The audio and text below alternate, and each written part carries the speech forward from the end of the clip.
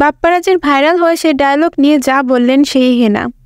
চাচা হেনা কোথায়? সম্প্রতি এই সংলাপটি সামাজিক যোগাযোগ মাধ্যমে ব্যাপক আলোচনা সৃষ্টি করেছে। 1996 সালে মুক্তিপ্রাপ্ত প্রেমের সমাধি সিনেমায় এটি ব্যবহৃত হয়েছিল।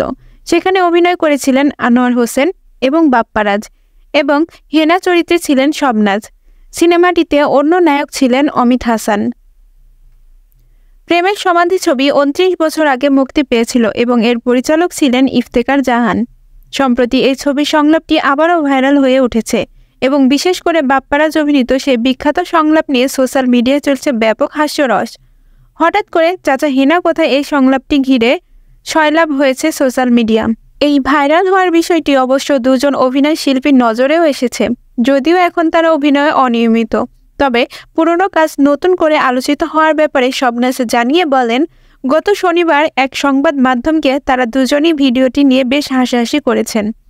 শবনাজ বলেন, ফেসবুক ব্যবহার করার সময় আমরা একে অপরকে পাঠিয়েছি এবং বিষয়টি নিয়ে আমরা মজা পাচ্ছি।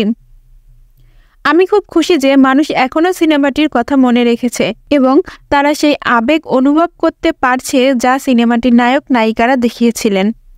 তিনি আরও বলেন, তখন সিনেমাটি মুক্তির পর দর্শকরা সেটি দেখেছিল এবং বেশ জনপ্রিয়ও হয়েছিল। এরপর অনেক বছর কেটে গেছে এবং নতুন সিনেমা, নতুন গল্পও এসেছে। তবে 29 বছর আগে মুক্তি পাওয়া সিনেমাটি এখনও মানুষের মনে জায়গা করে নিয়েছে। এই বিষয়টি সত্যিই আমাকে ভালো লাগছে। প্রসঙ্গত, প্রেমের সমাধি সিনেমাটি 1996 সালে মুক্তি পায় এবং তা তৎকালীন সময়ে ব্যাপক জনপ্রিয়তা লাভ করে।